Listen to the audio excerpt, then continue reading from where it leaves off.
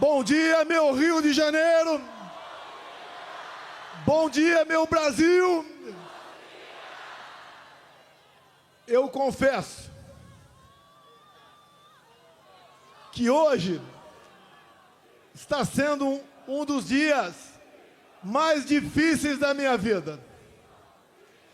Porque nós vamos falar aqui sobre a vida de inocentes. Nós vamos falar sobre a vida de inocentes. Sobre a vida de pessoas que estão sendo injustiçadas. Eu jamais esperava um dia estar lutando por anistia de pessoas de bem. De pessoas que não cometeram nenhum ato de maldade. Que não tinham intenção e nem poder para fazer aquilo que estão sendo acusados. É muito comum seus governadores, Tarcísio, Mauro Mendes, Cláudio e Jorginho.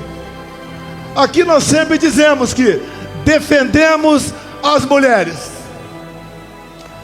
Qualquer coisa contra uma mulher é uma polêmica enorme no Brasil.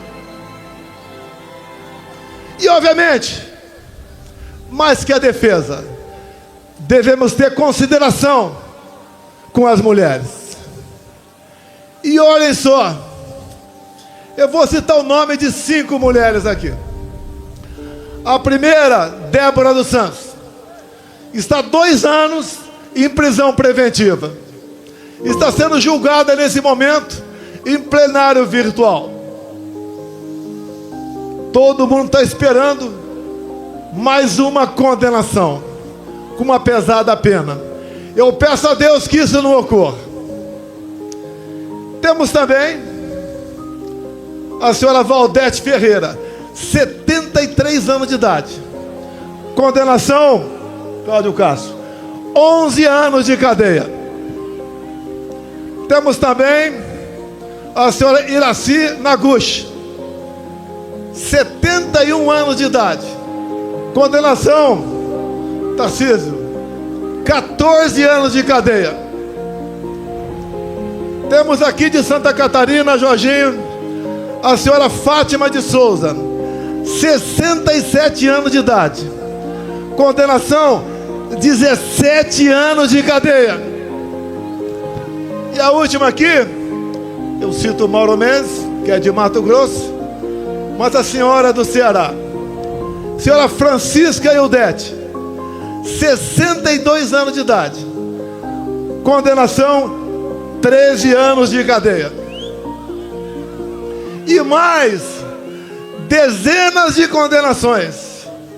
Homens, avós, jovens mulheres, mães que acordam e dormem sem dar um beijo nos seus filhos, como faltou aqui agora, como havia combinado com o Bruno Scheid, trazer uma senhora de Ji-Paraná, Rondônia.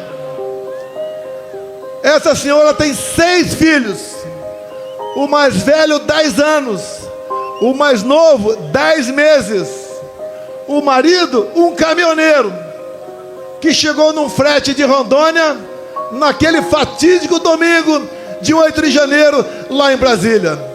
Tomou um banho e foi para a esplanada. Acabou sendo pego. Condenação, 14 anos de cadeia. Essa senhora com 6 filhos teve seus vencimentos como servidora de Rondônia bloqueados. Vive de favores. E esse homem está foragido. Talvez seja na Argentina, com dezenas de outros patriotas. Eu jamais pude imaginar um dia na minha vida que teríamos refugiados brasileiros mundo afora. Até há poucos anos, a gente não sonhava em passar por uma situação como essa. Estamos passando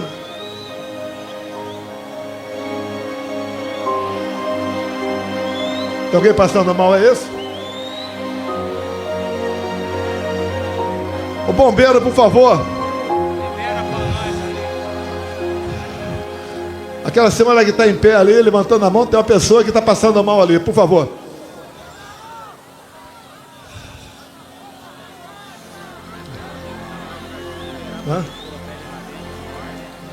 É aqui o corredor aqui, por favor, o corredor aqui. Só abrir um corredor aqui, por favor.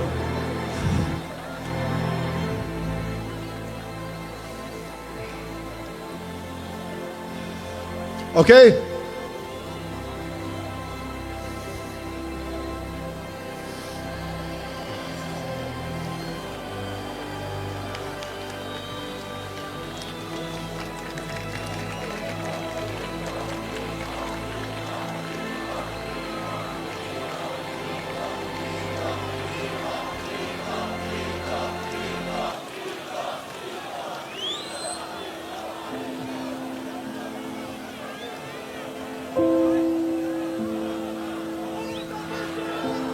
Abre o corredor que vai ser transportado aí.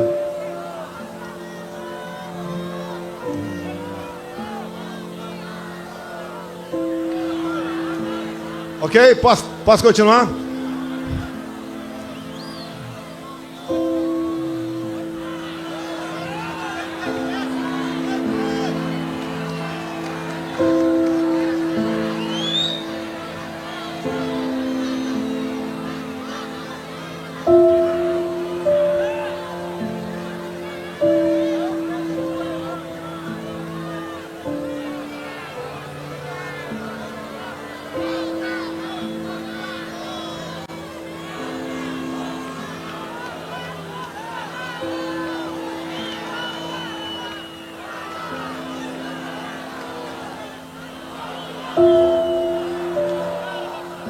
Essa senhora aqui, tem mais alguém? Tá atendendo ali.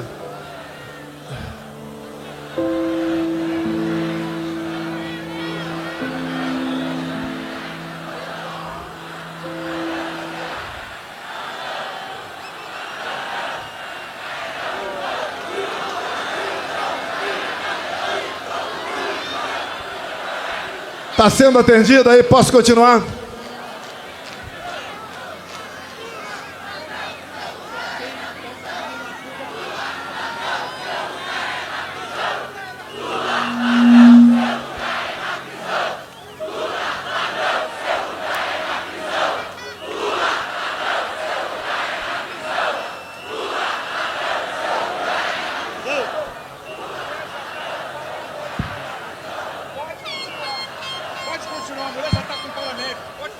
Serviço médico já está presente.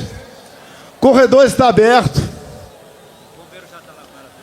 Bombeiro já está ao lado do colega que está passando mal. Vamos continuar. Se precisar, eu paro. Uma pessoa é importante para nós. Vida e liberdade se confundem. E entendo que a liberdade é tão importante quanto a própria vida. Que uma pessoa sem liberdade não vive.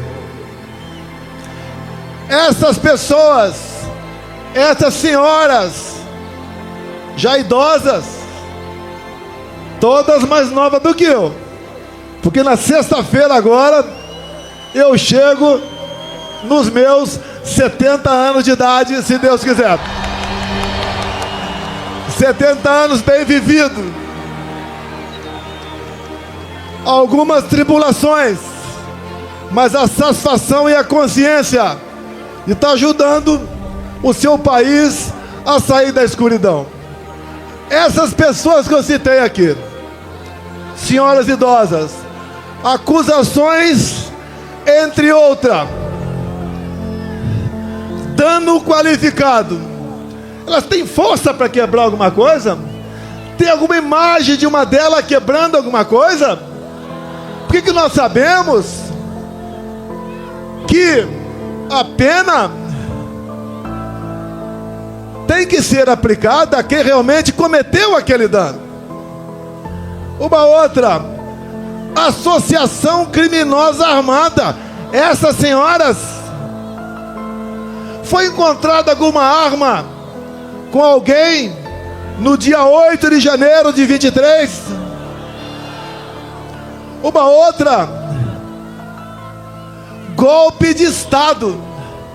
Como disse há poucas semanas no programa Roda Viva, ministro da Defesa José Múcio, golpe de Estado é o povo, forças armadas e uma liderança.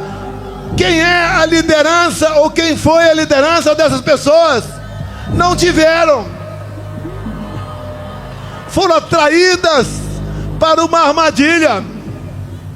Até o presidente da República, que costuma acordar tarde durante a semana, acordou cedo domingo e foi para Araraquara.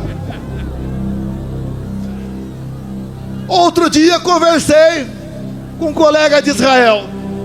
Ele falou: que golpe foi esse que o Mossad não ficou sabendo? Quando se há uma tentativa dessa natureza pelo mundo, em poucos minutos o mundo todo toma conhecimento. Mas qual o objetivo deles? O que eles querem? Todas as narrativas contra mim foram para o espaço. Marielle Franco, baleia, 100 imóveis no Vado Ribeira, móveis no Alvorada, joias, vacina, tudo foi embora. Sobrou a fumaça do golpe. Quando o Malafaia fala em dispositivos constitucionais, eu talvez, por obrigação, conheço um pouco mais a Constituição do que ele. Quando se fala em estado de sítio, estado de defesa, o primeiro passo é o presidente convocar os conselhos da defesa e o Conselho da República. Foi convocado? Não! Você vai naquele trabalho mal feito daquela banda da Polícia Federal que serve Alexandre de Moraes. Está lá que o golpe, segundo eles, começou no dia 29 de julho de 21. Alguém sabe o que aconteceu nesse dia? Vocês não sabem. Uma live que eu fiz lá no Alvorada e critiquei o sistema eletrônico de votação, onde eu dissequei um inquérito aberto em novembro de 2018. Inquérito que até hoje está em aberto. Inquérito esse que eu mostrei para os embaixadores, que no dia seguinte o Alexandre de Moraes classificou esse inquérito como confidencial, ou seja, secreto. Secreto por quê? Qual é a alma da democracia? É a transparência, é o voto, é a contagem pública dos votos, é a certeza que o eleitor chega de dizer que votou em tal pessoa, o voto foi para aquela pessoa. Eu não estenderei muito não, que o Malafaia tecnicamente se comportou como um brilhante advogado aqui, apesar de ele não ser. Eleições de 22, a gente arrastava multidões pelo Brasil. Foi aqui no 7 de setembro, tinha mais gente do que agora.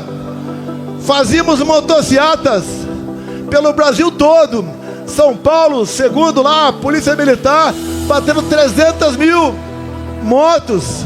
Foi em Santa Catarina, foi em Mato Grosso, foi no Brasil todo. O agro estava quase 100% fechado conosco. Os cristãos da mesma maneira. Nós tínhamos majorado com responsabilidade o Bolsa Família para R$600. Nós, com o Rogério Marinho presente aqui, levamos água para o Nordeste. A Tereza Cristina na agricultura abriu comércio com o mundo todo. O Tarcísio, com orçamento pequeno, cresceu com sua competência e atender o Brasil em obras de infraestrutura. O nosso governo fez o seu trabalho. Por que perdeu a eleição? Por que perdeu a eleição?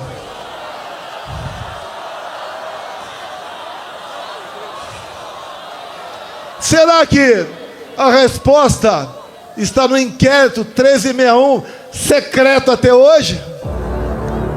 Eu cometo um crime, tranquilo, se a Rede Globo de televisão me convidar para, a exemplo do que tive no Flow agora, 3 horas ao vivo, Rede Globo, 3 horas ao vivo, vocês perguntem o que bem entender. Eu quero 30 minutos para falar do Brasil, mas pergunte o que bem entender. E eu abro esse inquérito secreto ao vivo na TV Globo. Não sei se meus advogados conseguirão esse inquérito, mas se a divulgação do inquérito foi o início do golpe, o povo tem que saber o que está nesse inquérito.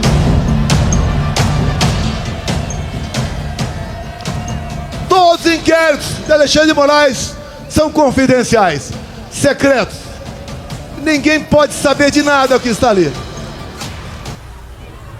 Ele começou a investigar o presidente da República em julho de 21. A PF não pode investigar o presidente. E não tinha um fato definido. Era um inquérito secreto, originário daquele outro, do fim do mundo. Nos acompanhava 24 horas por dia.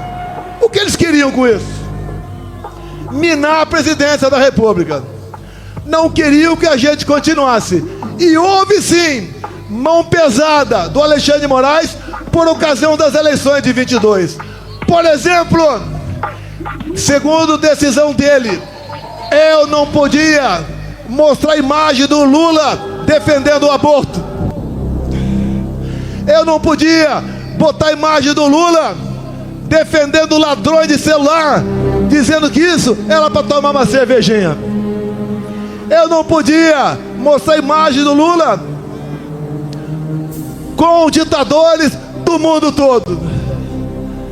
Eu não pude mostrar o Lula em 2009 no Irã defendendo o enriquecimento de urânio para aquele país, e o Lula dizendo que era para fins pacíficos. E nós sabemos, o que o Irã sempre quis foi varrer Israel do mapa.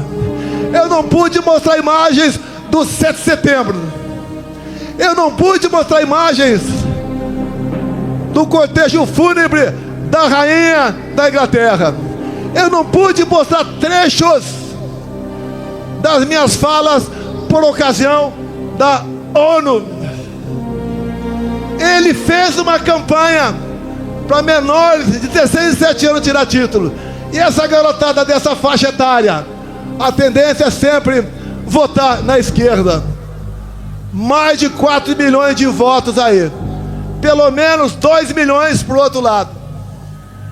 Nos foi retirado 1,5 milhão de inserções de rádio por ocasião das eleições. O outro lado podia fazer tudo. Me chamava de misógino, de fascista, de nazista, até de pedófilo os caras me chamaram. De assassino da Marielle Franco. Podia tudo. E nós vimos de uma pandemia e de uma guerra. E nós demos tudo pelo Brasil. Se não fosse a excelente qualidade dos meus ministros e teus assessores, o Brasil tinha afundado na economia. Mas foi diferente.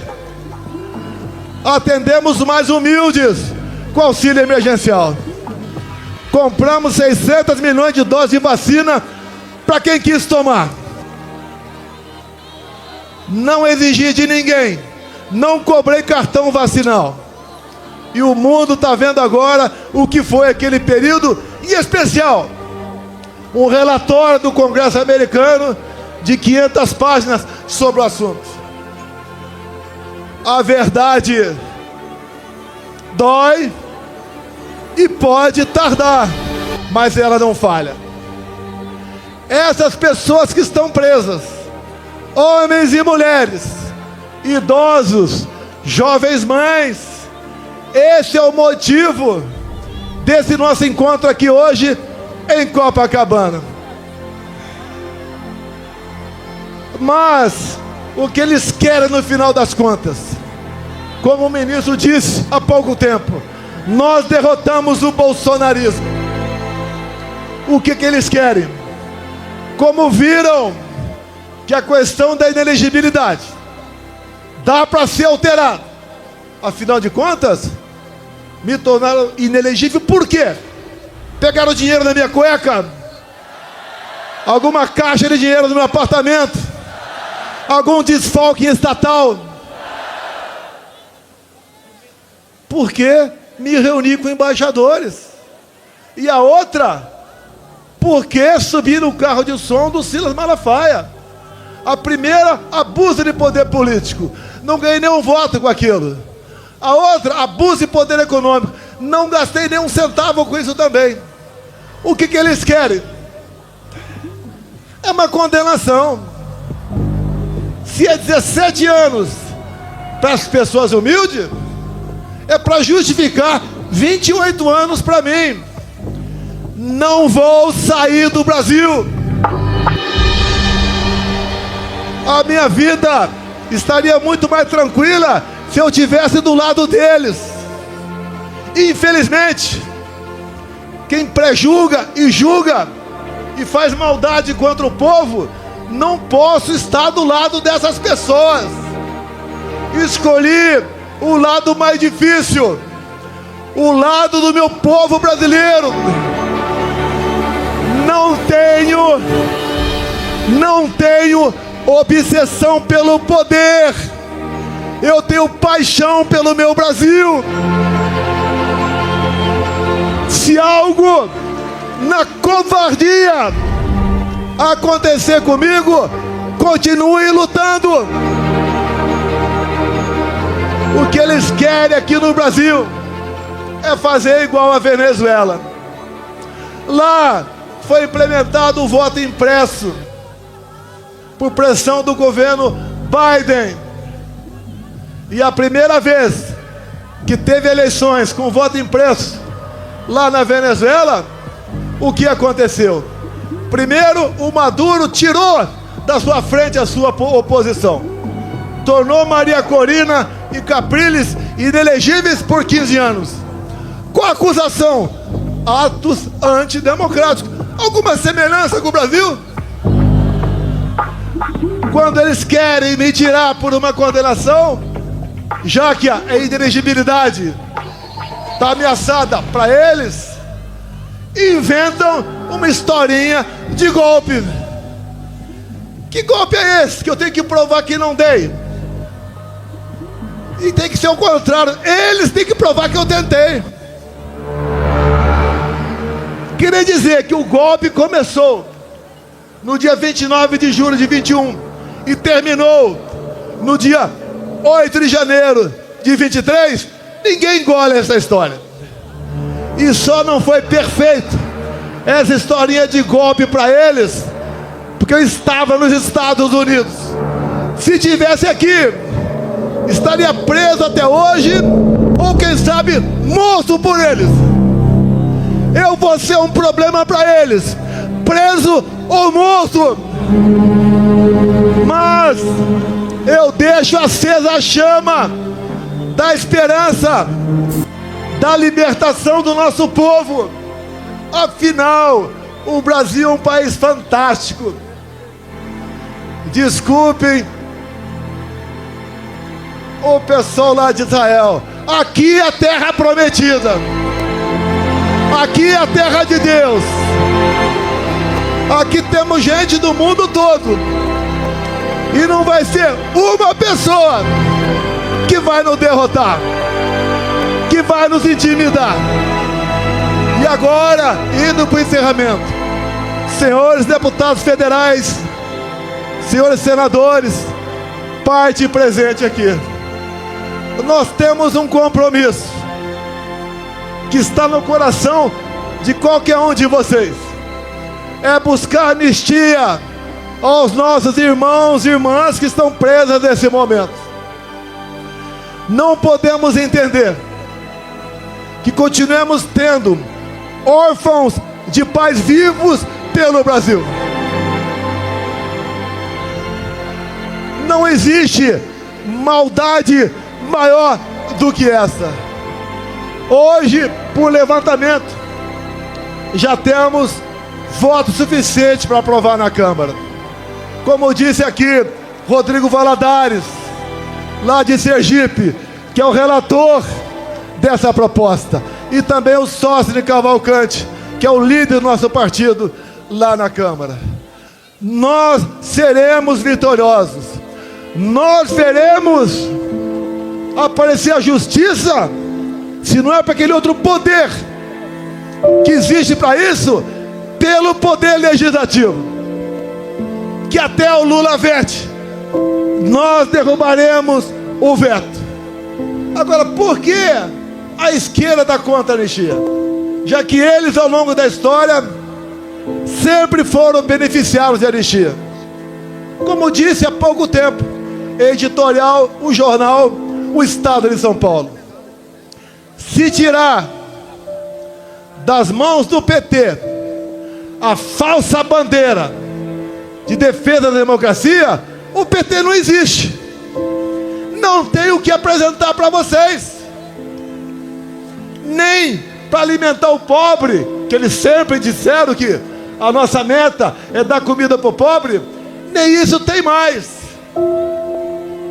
Pesquisas, acreditem ou não, lá no Rio Grande do Norte, eu estou na frente do Lula.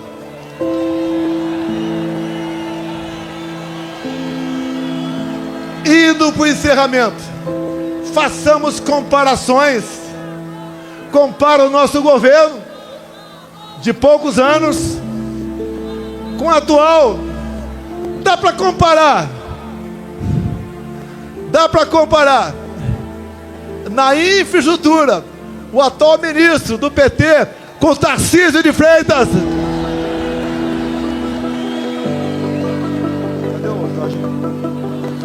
Dá para comparar aquele ministro taradão, quem diria, ministro dos Direitos Humanos.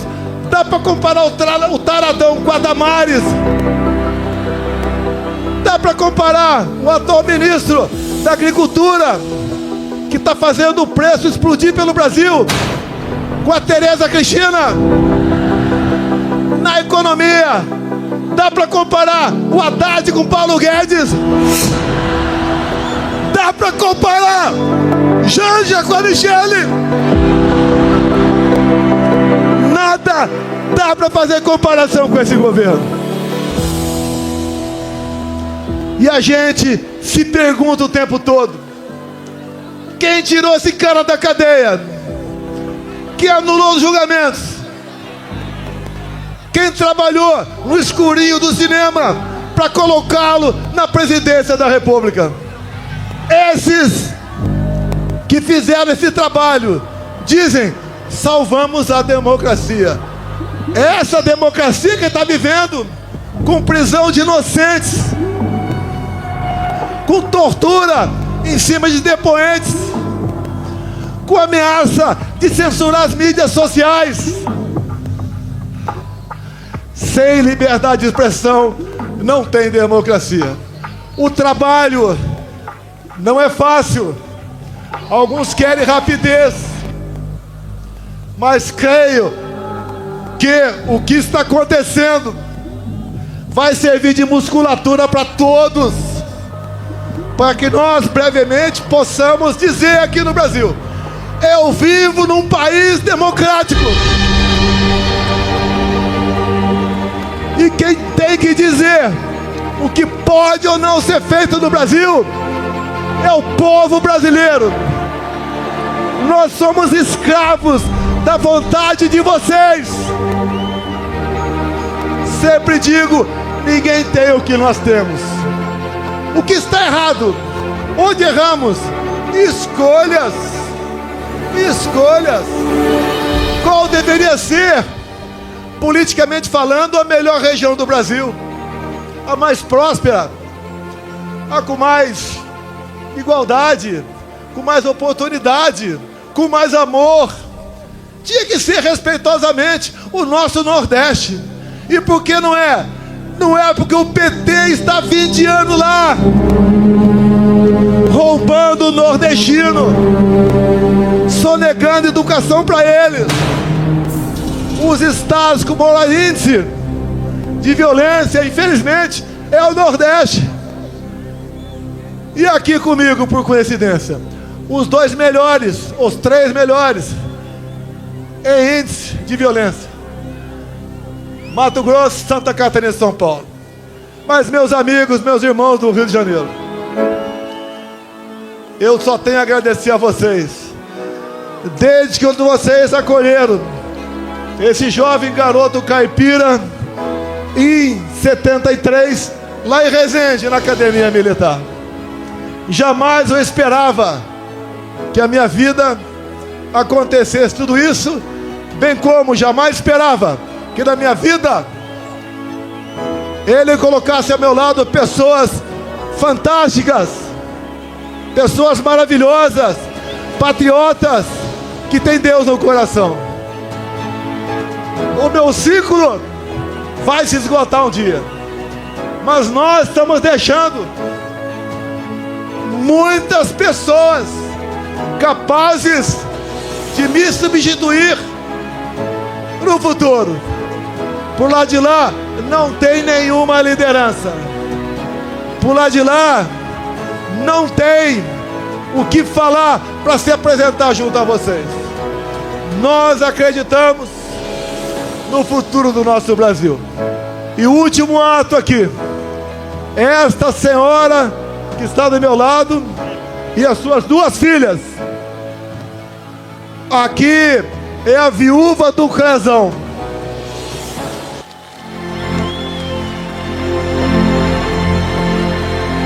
Ao seu lado aqui as 2 filhas. Uma família que tendo em vista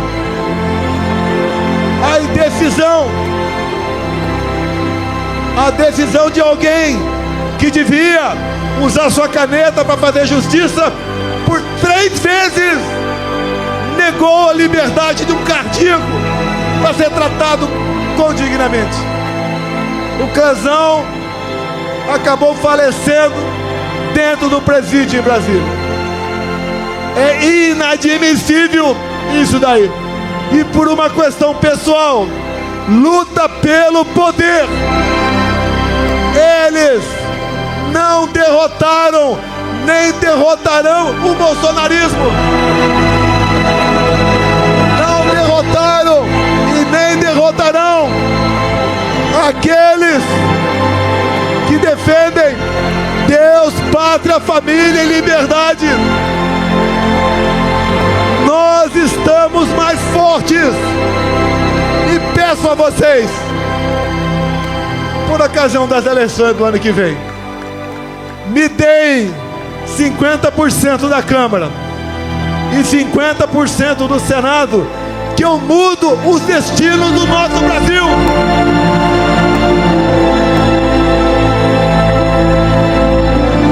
Tenho certeza, e deixo claro aqui, esse 50% aqui, Mauro Mendes e Tarcísio, não é PL não, tem gente boa em todos os partidos. Eu, inclusive, há poucos dias tinha um velho problema e resolvi com o Kassab em São Paulo.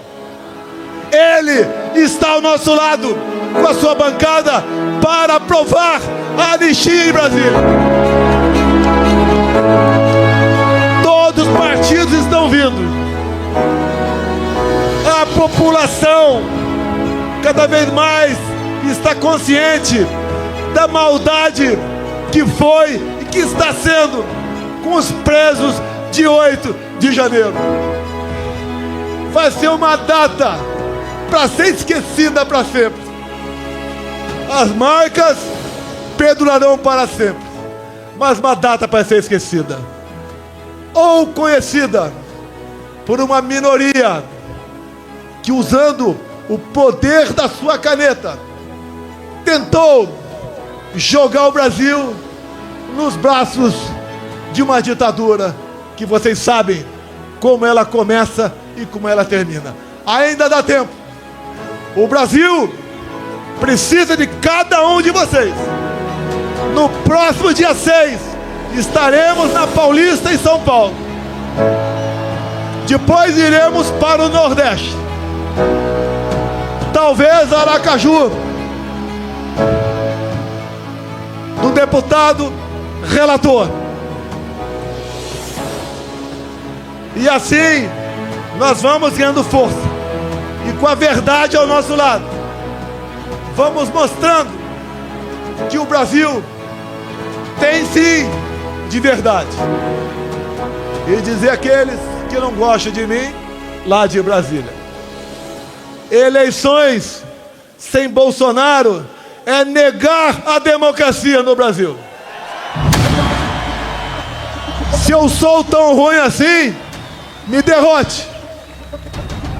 E uma esperança para nós: o TSE, Tribunal Superior Eleitoral, por ocasião das eleições do ano que vem, será um tribunal isento, diferente daquele que conduziu as eleições em 2022.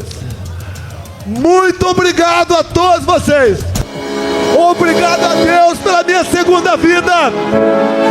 Obrigado a esse povo maravilhoso que cada vez mais se interessa por política, que cada vez mais fala em valores e princípios. Para esse povo que está mudando o destino do nosso Brasil. Muito obrigado. Brasil acima de tudo.